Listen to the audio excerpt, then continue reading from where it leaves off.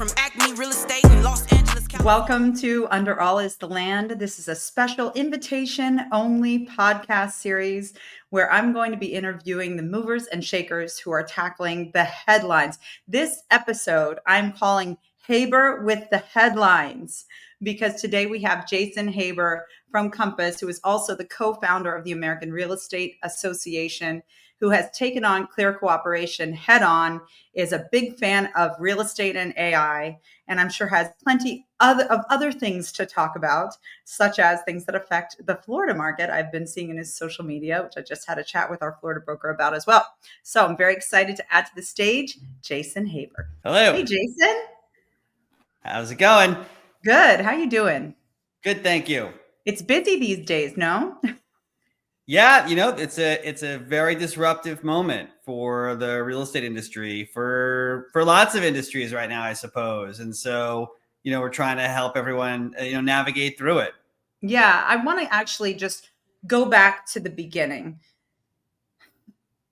How did we get into this mess? Let's talk about the origins of Clear Cooperation, because I think you and I both were early, shall we say, not fans of the policy, I think, from the very beginning. And now it's like there's so many different ways that people are looking at it. It's gotten kind of confusing. So let's talk about the origins. Like when Clear Cooperation first came out, what was it that you weren't loving about it? So Clear Cooperation, aside from the impacts on the consumer and on our industry, is really clear control. This is a policy that enables the largest trade group in America, National Association of Realtors, the biggest political donor in terms of PAC donations in America, National Association of Realtors, to control as much of the data and information in the market as possible. And we're in a very disruptive time, like I said a moment ago. And part of that disruption is the legacy systems that we find ourselves in, whether it's in the real estate industry, you're seeing it in government and politics, you're seeing it you're going to see it in manufacturing, education, healthcare, through AI and automation. It's a very disruptive moment, and legacy systems are finally, being questioned. So when the policy was first introduced in 2020, around the start of the COVID epidemic, and there was not much pushback, frankly, until more recent times when Robert Refkin and others started questioning the value proposition of Clear Cooperation. Hold on. I'm going to stop you there, because there was pushback. I got on stage, on the main stage at Inman virtual, and had a head-to-head with the CEO of the MLS trade organization. And at that, I think Andy from homes.com did Andy Florence. Andy Florence. He did his big presentation on how they were creating homes.com, or had just acquired it, and they were going to make it like agents on their own listings. And that was like the big new thing. Right. And then we had our panel, and this was the virtual Inman because it was COVID. And I said, I think ultimately, if you guys are taking this Clear Cooperation policy is loaded with problems in the way that it is being rolled out. First of all, off-market listings are not against the law. Okay, right. If my neighbor Bob says, hey, Courtney, I don't want my house on the market, but if you can find a buyer who will pay me $4 million for this house, I will sell it. And then I can go to my network, to social media. There's nothing in the law that stops us from being able to do that. But then our association puts handcuffs on me. But for a big company like the one you currently work for, you guys have been allowed to create a marketing platform, a in-house off-market MLS system, which then you're using as an advantage. So I'm like, this isn't fair, because if they're able to market off markets, I should be able to market off markets. And so I felt like it wasn't applied equally. It felt unjust to me, because it gave big brokerages a competitive advantage over a boutique. That was my problem. Right. But now, in the new incarnation, where the NAR has finally, after how many lawsuits, after the upending of our entire industry, has come out with this, we can have a new category in our MLS called off market, where we market to each other. Compass still isn't mandated to put their off markets into that system, or Douglas Elliman or Corcoran or anyone who has a private in-house off market isn't mandated to put their listing and inventory in there. And now there are some MLSs that are saying, no, we're not going to do it. Like CRMLS said, no, we're good. We don't need an extra status. Thanks very much. Like, wait, what? And now the one crazy thing about that is that they said the MLSs are going to have the right to decide, not me, the brokerage and the consumer or the client, but the MLS now has the right to determine how many days I have to market that listing that way. I'm like, why does the MLS have the authority to tell me how long I can take to market my client's house? What if it's a $100 million house and there aren't that many buyers for it? Like, what do you think about that part? What do you think about the way that they've created this exception thing? Right. Well, there's also like around 700 MLSs around the country. So you're talking about potentially 700 different policies that are going to be implemented at the local level. And so, the arguments here, I thought, were very specious. There was a lot of arguments that it was a fair housing issue. I remember that at the beginning, and I'm like, I keep my question is, what's the fair housing issue? What is it in me about clear cooperation that hurts people of color? No one's been able to explain that to me. Well, I remember at the beginning when they said that was part of the reason why it was created, right? I remember them saying they were concerned, and this was part of you remember the era that we were in, right? In 2020 COVID, we had a lot of major we had George Floyd, race was in the news big time. There was this idea that there would be real estate agents who would not, if they would take a pocket listing in order to discriminate on behalf of their seller potentially, and that not putting it into the MLS putting it into the mandating that it would be in the MLS would mean anybody could see it, I guess. But I'm like, I don't know how you feel. I'm obviously working Los Angeles and now in Florida markets too, like you. But most of my sellers care about one color and one color only, and that color is green. And honestly, it's like if they wanted to discriminate, and in my 20 years of real estate and 14 of which have been as a broker, I've only one time had one seller who told one of my agents, please don't show this house to people that were her ethnicity, which wasn't Black. She was Persian. And she said, I don't want to market. And we said, we're not going to discriminate on your behalf. You'll have to find someone else. But literally one time in my entire career have I ever had a seller say that. So I think we're implementing this big, wide, broad stroke thing that has this, if it was for fair housing, it was just a very small kind of possibility. It's kind of like love letters, like the industry's position on accidental discrimination, I also felt was very unusual. We have Google, guys. It's like you get an offer. If the sellers want to Google who it is, they can do that, Yeah. Well, I think it was a bit performative, and I think it was unfortunate because there is still discrimination. We always want to be guarding against it, but to say that clear cooperation somehow is involved in fair housing, I never saw the argument, to be honest. So I never put much weight into that. And by the way, you talk to people around the country about it, and I've never actually met with a business leader who actually could defend the opposite on that position with any concrete example. Right. So, because I think it was supposed to be preventative. Right. I remember there was also some rumbling about Redfin at the time. Redfin. So here's the other part of the problem, which I think you're going to agree with me on, is that our NAR, I guess maybe because they were just dealing with their own crises, internal struggles and misappropriation of funds and sexual harassment, all kinds of other things. They forgot that we had these hybrid brokerage portal things that were essentially creating nationwide MLSs under their nose, who may need special they might just need to be treated a little bit differently than an ordinary brokerage, right? So we also had that piece that was coming in. So I remember at the beginning of Clear Cooperation, Redfin had made partner agents. I don't think Redfin was totally a brokerage everywhere. So it made partner agents, and they had set a price threshold. and they were suggesting that that price threshold was potentially discriminatory. So I remember that was there was something in there about Redfin, and it was all part of this conversation. And now, obviously, it's an interesting play by Zillow and Redfin to say, if you ever, have your listing as part of an off-market and in-house MLS, then we're not going to put it on our portal. I mean, do you think they have the right as a company to make that decision, since they're just an IDX, really? Yeah, I mean, well, I don't think they have the right as a company. Whether it's right or wrong, I think is another question. Like, we have who calls balls and strikes in our industry, and where does the policies get set? We have this weird thing in this industry where it seems like everyone works for the trade group, whereas it really should be the opposite. Like, the trade group should work for its members.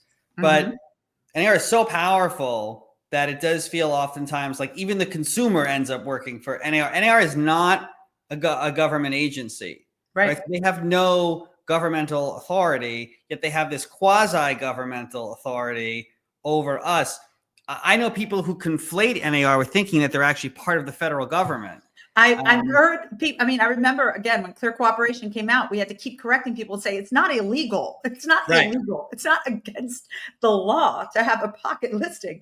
This is just simply against the policies of NAR. Right. Which, in other professions, but if you're a lawyer, the American Bar Association works for lawyer. No lawyer says, "Oh, I work for the American Bar Association," unless they actually work there. And same with the American Medical Association. But everything has been inverted in the real estate industry, and NAR has become so powerful over the last 100 years that they can make these dictates. And I mean, you were early on it, but there were very few people pushing back until the last year and a half, really. Yep. And I got, just to be clear, I was always of the mind. This was another thing that kind of tripped me up. I was of the mind that, if change comes from within, we're going to, I'm going to join the board. I'm going to run on this thing. And that's what I did. I joined the board.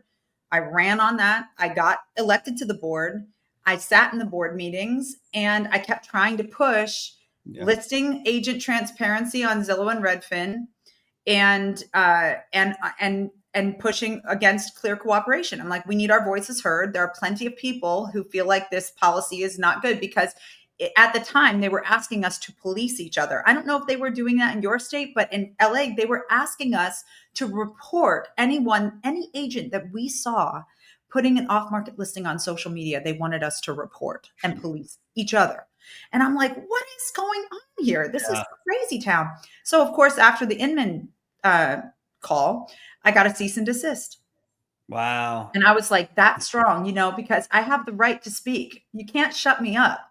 And again, COVID, when you look back on it and you look at how much censorship there was just across all different kinds of platforms, I guess it makes sense that they felt that way. And I continue to not shut up about it. But it is interesting because I feel like Zillow, and you asked who sets the standards, right?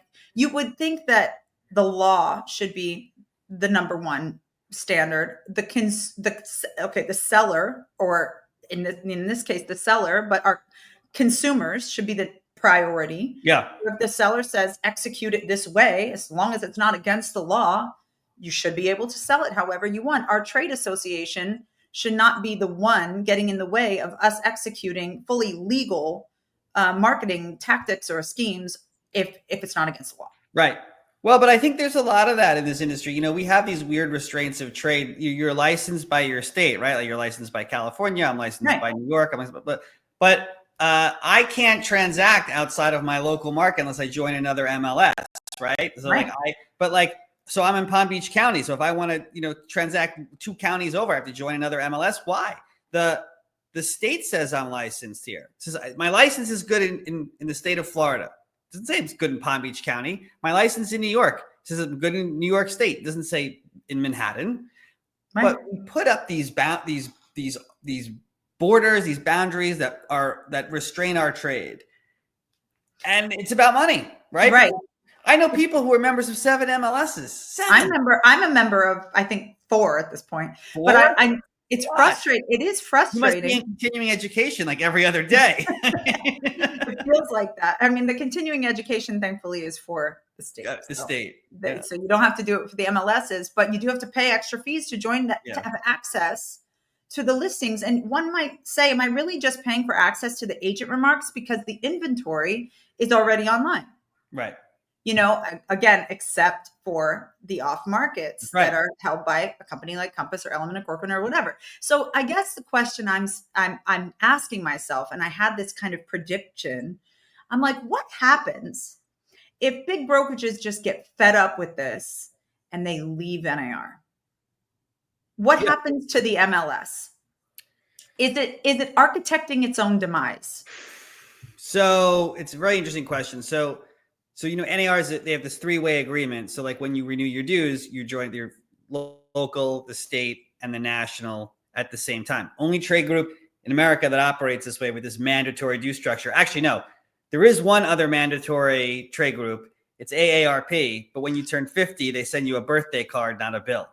So it's a little different, But that's a source of enormous power, this mandatory dues. If you made the federal trade group optional, membership would drop 60, 70, maybe. The one study showed like over 80% would just opt out. Right. But they know that, but they wouldn't be able to, if you look at their 990 form and see what their expenses are against revenue, they go out of business. Right. So it's a model that requires you to join. Exactly. And I know that there is a new lawsuit actually that was recently just filed, right? You know what I'm talking about? Yeah. A couple of days ago, I saw it in the headlines that 3-tier system is yet again under attack. It's not the first lawsuit. The last one that I saw had a single realtor kind of going up against the program, and the judge threw out the case. Yes. Okay. So now we've got a new one. And I kind of wondered, with the Trump administration, would DOJ let real estate go? It seems like they're not. So it's interesting because they're watching. Yeah, no, I think so far the administration has not signaled that they're going to have an easy posture towards NAR. No, that has not been the case so far. No. And so on last Friday, I had a phone call with the vice president of industry relations, who was new to NAR. His name is Jared. And there were a few other people on the call. And I basically was just saying my complaints about clear cooperation and its unequal application and the trouble that it's caused our industry so far. Yeah. And the stubbornness of NAR to not just let this go. Like it really is a policy that has upended our entire industry. I keep saying that because I really feel like that mandatory entry is what the buyers in the Catchmark case were really using as leverage. It was the mandatory entry. And that guy, that attorney, is now threatening. Did you see this? No. Threatening any brokerages that are in compliance with CCP that new lawsuits may be coming. Interesting. Yes. So I'm like, you guys, by this policy, have not only diminished our character in the public eye, made people, I mean, the news stories were insane. I remember a New York Times journalist who I've seen all over MSNBC and on all different platforms talking about this is a mandatory 6% tax. Like real estate agents are not worth their weight. Now, if you're married to a real estate agent or your mom is a real estate agent or dad, you know how hard we work, how many dinners we miss, how many phone calls we have to take at inopportune times, how much we bleed for our clients to make deals happen, make their dreams come true. And I'm like, so we got bludgeoned in the media. I didn't see any PR campaigns that were contradicting the narratives. I didn't see any consumer education campaigns, all the things I would expect our trade organization would do in a crisis management situation. Like I'm a PR person by training, by college degree. I worked in PR for a while, and I remember crisis was a whole semester. What do you do? How do we change the narrative? There was nothing. They were playing complete defense, silence even. And now you've got clear cooperation, which still continues to persist. We've been waiting forever for it to come, to be for there to be an official policy response from NAR. And finally, they came out with one, and it was this compromise kind of middle of the road thing that some MLSs are just kind of like, nah, we've already got coming soon in MLS in LA. It's kind of the same thing, so it like doesn't do anything. So I asked them, why do you have to have different brokerages or different size brokerages have this app apply differently? And the answer was essentially that office exclusives are not going to ever be completely eliminated because of antitrust concerns. And I'm like, well, we know that they're legal. I know that they're legal. We know that they're legal. So then why have this policy? Right. So why are you just hand tying like some people? Because obviously that's the big problem. We know Zillow and Redfin make their money off of IDX data. I still haven't been paid for my pictures for all my listings. Thank you very much. Like I would love to be a little content, like get a little, Sure. I'm paying thousands and thousands of dollars, and NAR let them off the hook as the hybrid portal for the first, 8 years at least that they were in existence and built their entire business on the backs of us. I think Zillow's number one profit was from agents paying to buy back their own leads on their listings. Where's my trade association? What's the value? Right. So do you see, can you imagine a world where we don't need NAR, or they're kind of lacking in effectiveness? Can you envision a world like, as an agent who works at a brokerage that has the in-house, like, do you think that it would be, you can imagine how it would impact your clients if you guys were not members? Yeah, I mean, listen, and by the way, in New York City, we're not members of NAR, which is just a weird quirk. So for like 17 years, I wasn't even a member until I got licensed in Florida. So I know that there's life outside of the trade group, but listen, it's like, if they just went back to doing, advocacy, like the core work of a trade group, and weren't, interfering with our sort of business practices, I think we'd probably the industry would be a lot better off. So the three-way agreement, though, if that were to go away, you would see the floodgates open. I mean, as it is, they stopped publishing on their website how many members they have. They used to see the number daily, or I was updated very regularly. Now it's taken down. I don't know how many numbers they have. I know it's still a lot, like a lot of members.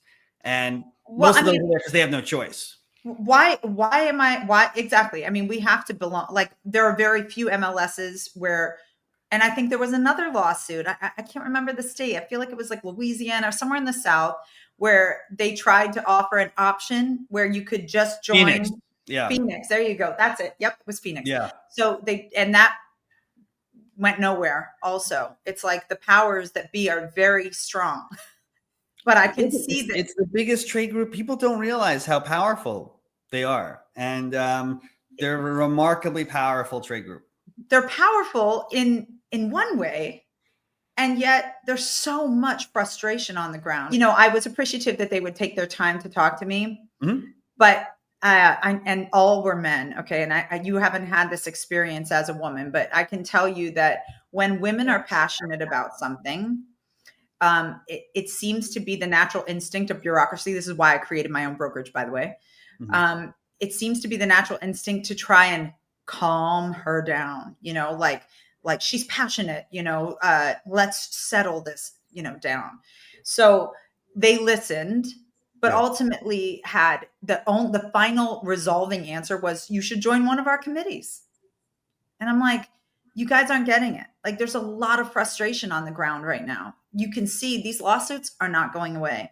We all feel like we've accommodated NAR with this up to now. We've had to, but if there was another choice, and I could have MLS data, lockbox access, and, maybe local membership, because really what we rely on our associations for are like forms. It's really not NAR. It's really like, I just want the forms, a lockbox, and listings. That's all I need. I think people would choose the cheaper option. I think we feel like NAR membership, I'm not sure where it's gotten us in this current. I don't think that they've protected us from the hybrid portal.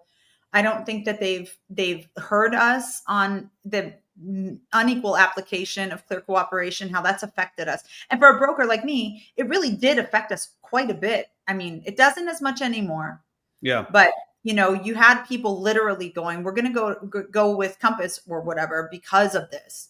Agents recruiting like this when the market was hot. It was like this phenomenon of listings that were off market. I mean, was exploited. Of course, can't listen. We're in the sales game. I'm just saying, it's like we're playing by the rules, and the rules are being applied very differently to different advantage. Just like Zillow as a portal was playing by the rules, didn't have to even cite us, as the listing agent, and was able to exploit the entire country's agents for profit without NAR even giving a darn. So I'm like, what are they doing on a big level? They're so powerful. What are they doing?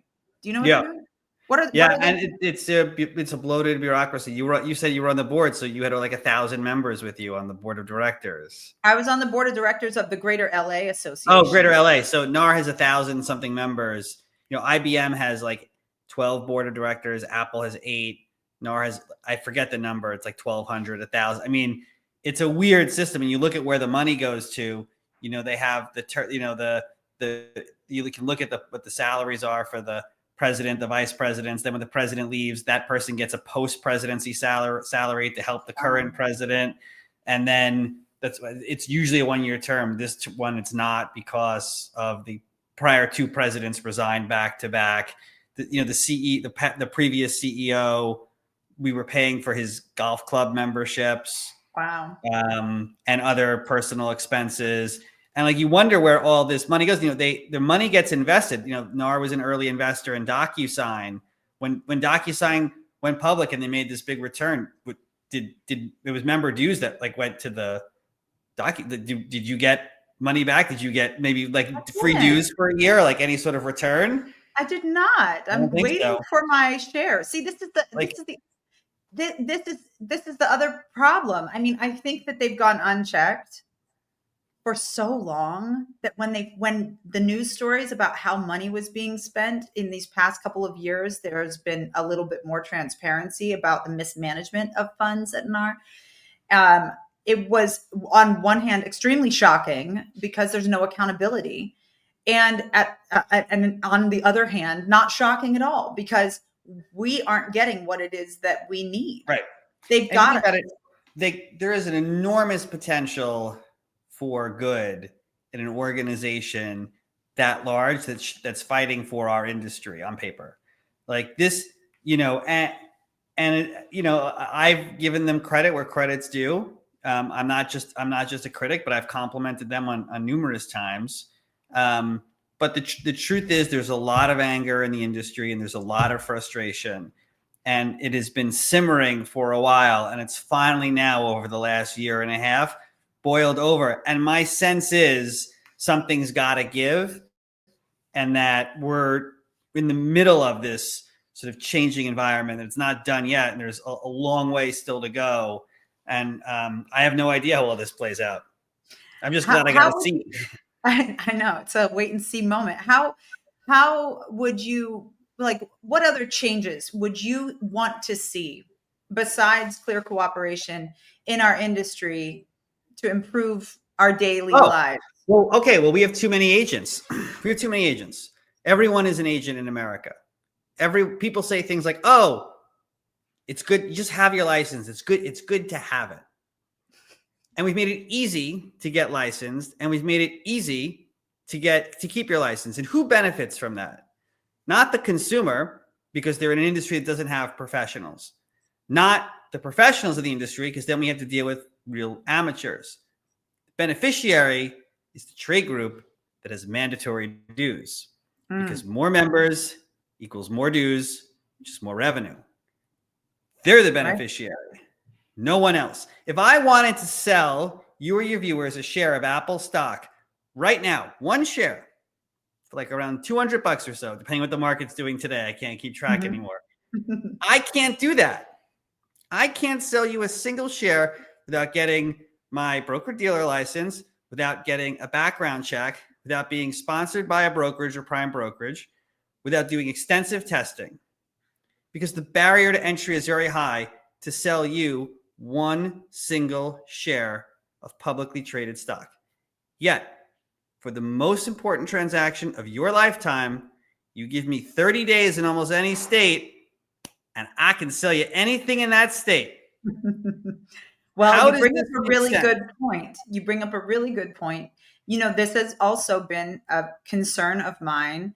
I've trained a lot of agents. I'm actually launching a new, more intensive training program that's like a 5-day in-person, crazy immersive, let's role play this until you got it right kind of combination of acting method, which is my other LA origins, and real estate sales, because there is truly a lack of standards. So, you know, when I test the agents who apply to ACME, I'll say things like, do you know what a conforming loan is?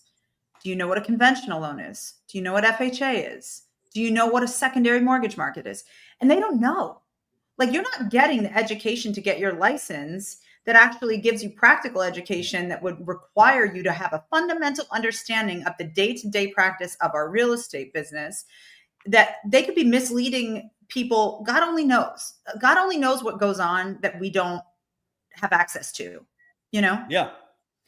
It is really kind of crazy. And you can be like, I have like 40 agents, right? But there are brokerages who have one broker for thousands, Yeah. one supposed broker. And brokers are supposed to have, that was their way of checking that, right? You're supposed to have a broker and the broker is accountable. Well, have you ever called a broker to tell them, hey, your agent's doing something unethical? I had to do one time a few years ago. How did the broker respond? Oh, great. Let me investigate that. Let's see. Very defensive. Very defensive. They were defensive because the way the structure for corporate management is that sales manager, if it's not the broker, right, the person who's supposed to be overseeing that office, is incentivized by retention, is incentivized by recruitment, and I'm sure would not want to be the one to admit, oh, I didn't do my job managing this, and this agent is now like doing something that could get us in a lawsuit. You know, it's crazy. Like, I had one deal where the agent signed the counteroffer accepting on behalf of her clients. So we went over to the house. I went with my buyers. We went over to the house, and the people who were there were like, who are you? We're like, we're the buyers. We're in escrow. Hi. They're like, we didn't sign anything. We're like, what? Wow. So, you know, it was obviously, that's illegal. So I call the broker. I'm like, hey, we have a problem. And my client was an attorney. And I said, you know, your agent signed this on behalf. They're like, really? No, our agent would never do. I'm like, yeah, your agent did that. Anyway, they didn't want to admit responsibility at all. And my client took it as far as he could take it and ended up getting some monetary damages as a result. Yeah. So, you know, I'm like, but with big brokerages, that little pain point even might still not hurt as much, you know, in the grand scheme of things. So you don't just have NAR needing warm bodies in a seat. You've got actual brokerages algorithmically needing warm bodies in a seat because those new agents are going to be 50-50 splits or whatever, you know, like the commission structure for them is going to be much more beneficial to the brokerage. They don't really care if you're trained. They just want you to do one deal where they get 50% and they're okay with walking away, you know, or you going brokerage to brokerage. I mean, how much brokerage hopping do we see with younger, newer agents? You know, they think, oh, I thought this was going to be easy. We're not honest. We're not honest. And I think this new era of transparency is pulling something interesting out, which is, you're absolutely right. We don't have master's degrees, PhDs in real estate. We don't have even sales volume by the dollar amount is a bit misleading, because if you're in LA, your number is going to be way higher, even if somebody in Orlando might have sold 14 times as many homes, right? So I'm not even sure about the price point as the guideline as much as it is the number of transactions that you've done in a particular market that would give you the experience to be able to say, I'm at this level, you know what I'm saying? Yeah. But yeah, I mean, until we disincentivize brokerages from needing those warm bodies, then it's another one of those things. It's like, this is part of the problem. Yes, absolutely.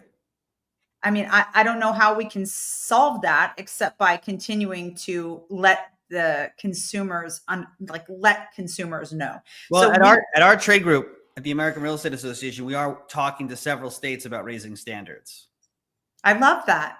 And what would you do? Would you require like additional testing, or would you take people's existing brokerage license away if they don't? No. This would be going forward. Like, they signed up under a certain rule structure. I think you have to respect that. But going forward, I think what you said is really interesting, teaching folks like what they really would need to know to be a successful agent and not teaching what they taught in 1973. Well, the foundation part, that's important too, right? You need to know, okay, what are littoral rights? Okay, maybe I need to know that too. Like, you're creating it as more of that part of the structure is cool. But how many years did it take you to actually feel confident representing a client with multi-million-dollar transactions, Jason? Like, a long time. Years? A long time. Like, at least for me, it was 2 years of full-time assistant work before I thankfully got trained by somebody who required me to read every single word of the contract so that I could defend it against a buyer's parents from out of town, like that kind of level of familiarity with the contract. Thank God. But if you ask right now, and if you point to a random agent at an open house, sometimes they don't even know what year the house they're holding open was built. Right. Like, they don't know anything about the contract. They send it off in DocuSign. There are brokerages who actually make their marketing be, you just go out and sell and we'll handle the paperwork for you. So there's so many levels to the competency that is required. I think that is an important, I'm glad that you're doing that, because I think that's a really important piece. We have to restore the esteem of our industry and also let our clients in on where our true value is. Yes. And I don't mean like, say, and as a buyer agent, I'm going to not only open the doors for you, but also write the contracts. I mean, saying like, there are moments in this job where an excellent agent with experience is going to get you closed and somebody else is not. That's the thing. Yep. All great points. Well, I love the American Real Estate Association's agenda, and I'm glad you guys are here. I'd love to see more exposure and see you guys even speaking out more. We're working on it. We need more visibility for you. We haven't gotten to this, so I just want to take 5 more minutes of your time. Let's talk about AI. Sure. Go ahead. That's my jam too, Jason. I am like so deeply in it. I started my YouTube channel just to go through all these different apps that are being sold to us, because it's Courtney versus AI. That's really what it is, because so many of them are wrong. Like, they're not good for real estate agents. They're being marketed to us, especially the ones that are like comps. They say, we'll do your CMA for you. Oh boy, are they wrong? Because they're taking MLS data, which is also wrong. Advertised square footage, no title record accountability. They can't pull off market closings, and AI can't even read the description and look at the pictures to see if you're comparing apples to apples. So it can be millions of dollars off. So, but I saw your post on stop copying and pasting from ChatGPT. For the love of God, can we make that stop? It's an epidemic. We have this campaign that the media has actually picked up, and there's going to be a story shortly on this, that we've led this effort against the word nestled, which in and of itself sounds so silly, but it's endemic of what's happening in the industry where agents are just copying and pasting and dropping into their MLSs and calling it a day. On listing copying, what they don't realize is ChatGPT will use the same sentence structures when you ask it to prompt for listing copy, for not just you, but for anyone else who does it, and they'll use the same adjectives. And the word that ChatGPT almost always will spit out is nestled.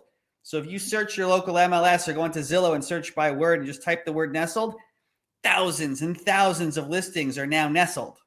Yeah. This wasn't the case. before ChatGPT. This gets right back into the core competency of being a real estate agent. So, in my trainings, when I'm training the agents, I make them write copy. I teach them how to make moments out of the copy, right? Not everybody's good at writing. So I can see how ChatGPT can at least get you started, and then you have to modify it.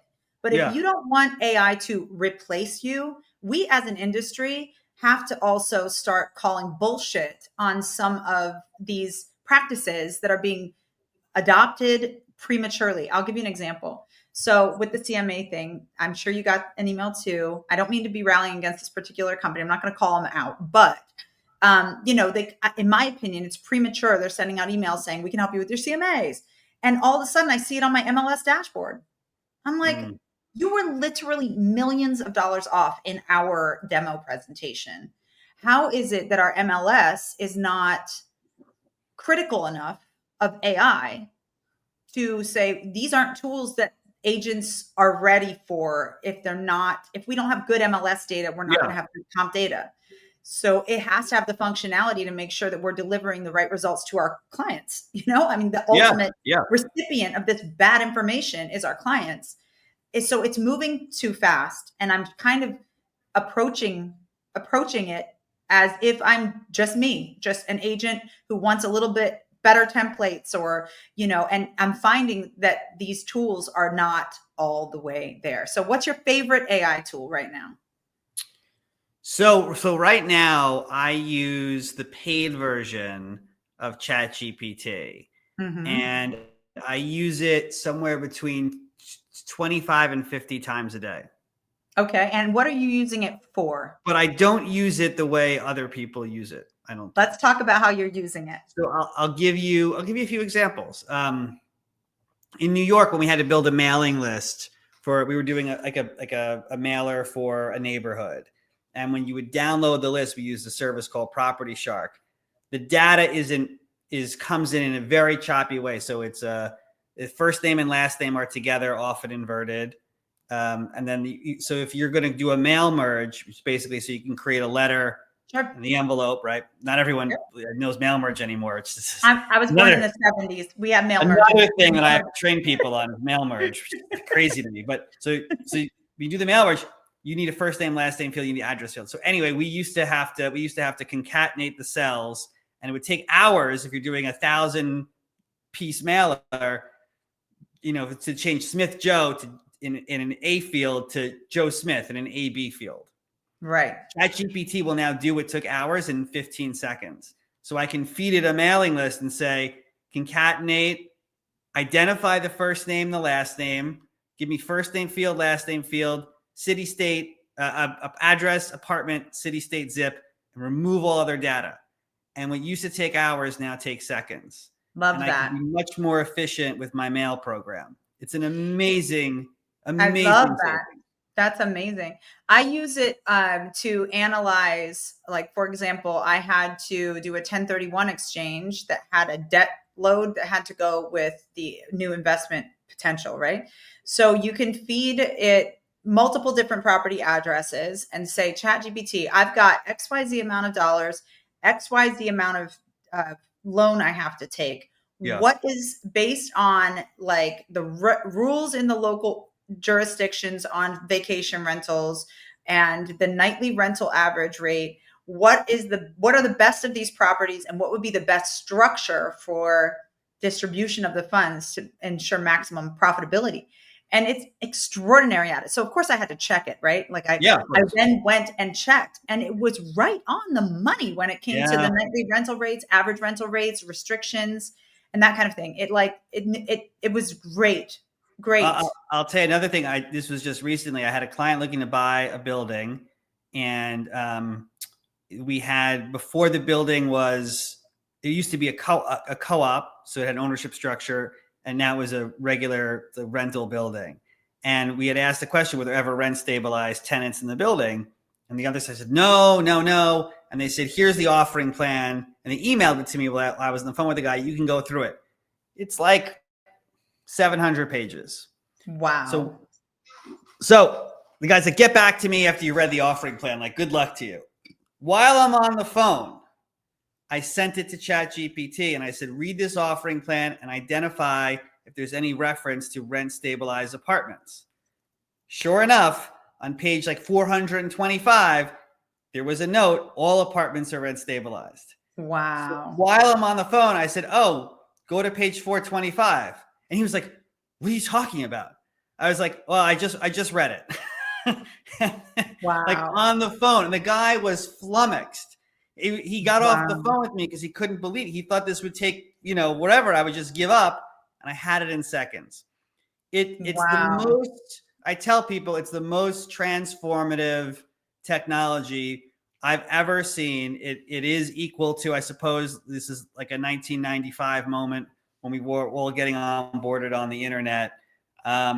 It feels like that, but I think even more so we're in the very early days here where this transformative technology is going to take us. Yeah, we are. But I think you're making a really good point, which is for the moment. And I hope that we continue to treat AI as a tool, as opposed to a replacement for skills that we don't feel like improving on as humans. Because I did watch this podcast that was talking about one of the concerns about AI is that for all the information that's being put in, it's not like our highest and best and brightest minds that are putting the data in that are making the computer learn and think. It's a hive mind.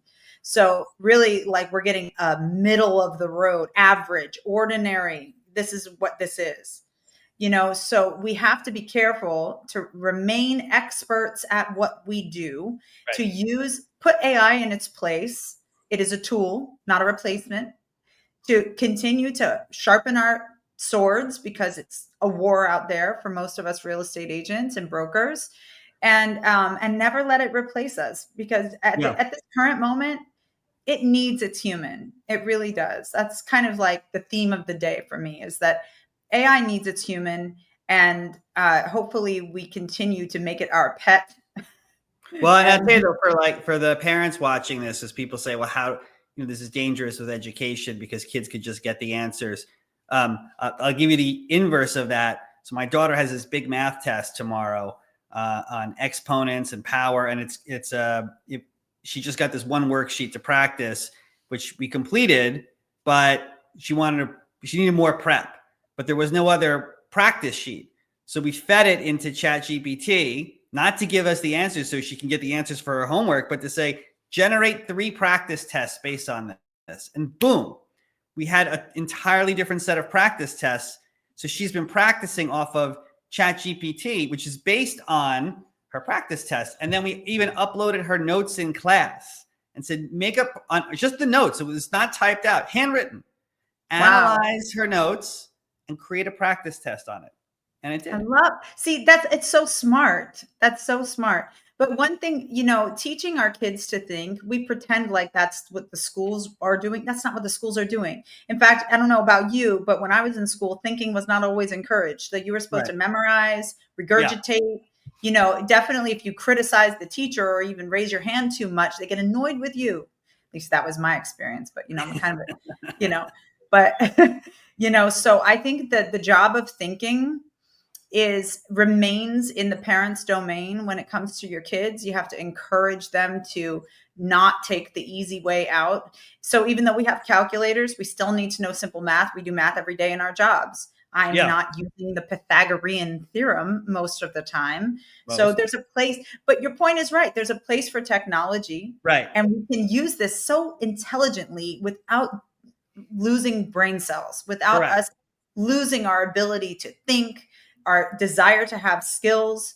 Because at the end of the day, I always think about this, and I'll end with this. There are a lot of agents that are on Instagram, and their entire business practice is built on, I have this many followers, but if Instagram's pulled out from under you, the way TikTok was almost pulled out from people, do you have the skills to back up your expertise? And I think it's similar. It's like, if the rug is pulled out from you, you don't want to be the guy who can't get anywhere without GPS, who doesn't know how to write a listing without ChatGPT, who can't do math without a calculator. Like, we still need these to survive, Right. And I'm that's the most important thing. Like, AI will not replace us. Right. Jason, thank you so much for joining me. course. It's such a fun conversation. I Thank you for appreciate having me. you. This is great. And the work that you're doing is incredible. Any way I can support, I'm here for it. And yeah, keep up the good work, I guess. Great. Thank you very much. Thank you. Okay. Thank you. Under all